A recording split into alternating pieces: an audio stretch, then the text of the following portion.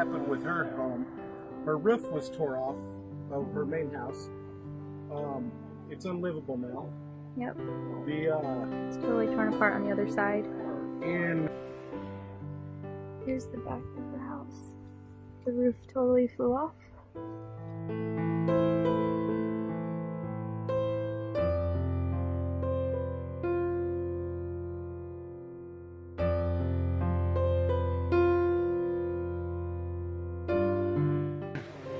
Hurricane Irma, which clipped the island, her water cistern, which she gets her water Yep. from the mountain runoff back here.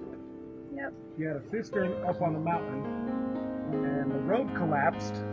It took out the cistern, took out the piping that fed her water to this property.